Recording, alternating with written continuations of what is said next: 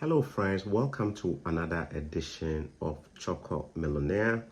There is an information that I like to share with you. This information is actually circulating. Let me just read the information to you and then you make what you want to make with it, okay? All right, I have to mention this disclaimer that I don't work with the Immigration of Canada. I'm not an immigration consultant. I do my research, and when I find information, I share them if they're official. Sometimes I put my own personal opinions as well to it as well, okay? So please just remember that whatever I read here will be coming from maybe a source, an official source, and then if I share my personal opinion as well, I will let you know. All right. So between 2019 or 2020 thereabout to 2022, Canada received a lot of visa applications. Most of them were not processed because of COVID lockdown rules. Most aspects of Canada's institutions, or many aspects of Canada's institutions were not working. Visa applications were put on hold and blah, blah, blah, whole lot. So from 2022, 2023 thereabout, Canada decided to work on the backlog of visas that were pending. The majority of them were visitors' visa. Many people got their approvals and have probably since entered the country. However, information that is going around suggests that there might be something that have been discovered. So let me just make this bigger for us to read that, okay? So 2022 IRCC email, IRCC stands for Canada's Immigration. 2022 IRCC email shows that fraudulent CIBC letters were used in several visitor visa applications.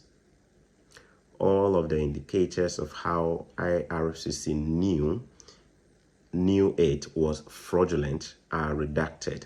Let me take that again. All of the indicators of how IRCC knew it was fraudulent are redacted, except that there was no space in the Canadian postal code in the bank address.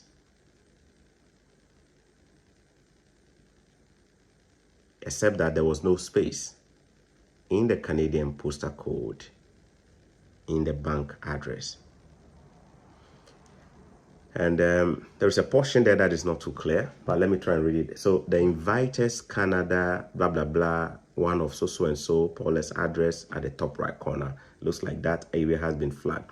So basically this document is saying that several visitor visa applications that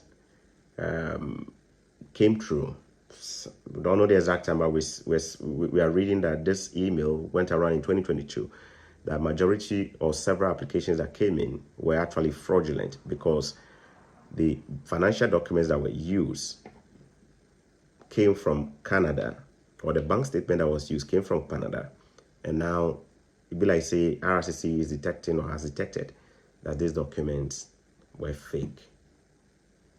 And one of the ways they were able to detect is the way their address was written. Canada's address system has a postal code. And our postal code is a 6-digit or alphanumeric digit. It's made up of alphabets or letters and numbers. Our postal code is written in such a way that it starts with an alphabet followed by a number and then an alphabet.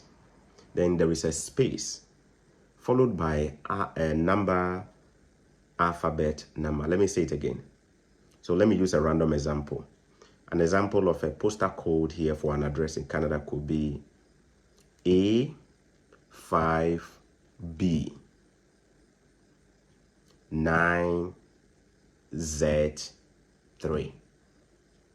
Alphabet, number, alphabet, then you leave a space. Then the next one goes number, alphabet, number. That's how Canadian postal codes are structured.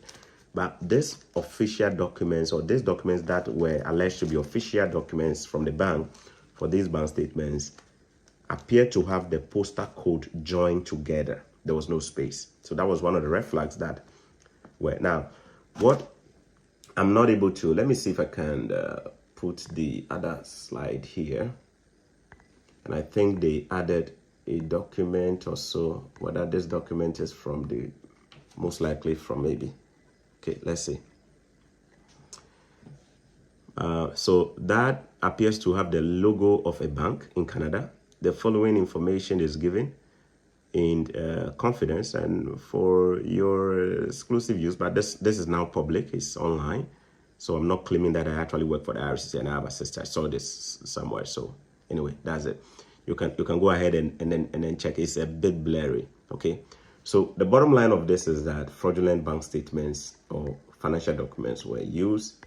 Now, I don't know what decisions the IRCC will have taken about this, but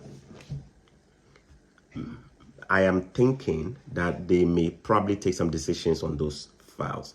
If the visa has already been issued, they may follow up with the visa holder. They may follow up. They may remember the IRC can revoke your visa at any time. They can revoke your visa. Even if your visa is issued, they can revoke it. Even if you are in the country, they can issue you a removal order if they find that there is something untoward about your file or your application. All right.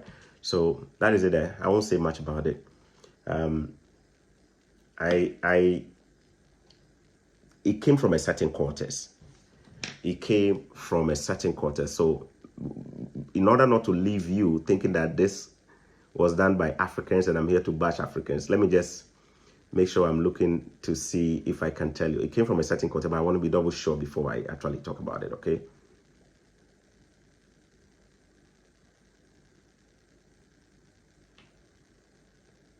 And I'm smiling, not because I just like to sometimes smile. It's not because I'm just happy that somebody's visa has. there are facial expression readers. They have artificial intelligence. They can read your mind.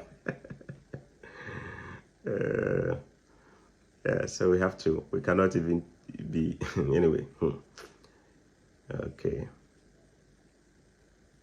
Give me 1 second.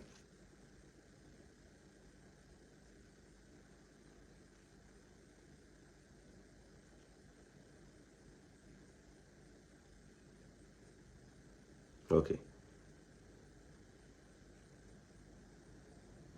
So the screenshot that I had on there, let me read some more things here. This application includes a more conclusively it includes an ERSAT letter from the inviter's Canadian bank into bracket CIBC Boulevard Drive in Brampton. That has the same flaws as a CIBC letter or same branch in one of Paul's application. No space in Canadian postal code in bank address as seen in the top right corner. So at least we know the location is coming from Brampton, that the letters came from Brampton. There was no mention of the particular individuals, the countries they are from, but we just know that this letter strikes some resemblance with some from Brampton. Do you know Brampton? Are you familiar with Brampton in Canada? If yes, drop your comments and let me know what you think. God bless you and thanks for watching. I'll see you on the other side. Take care. Bye.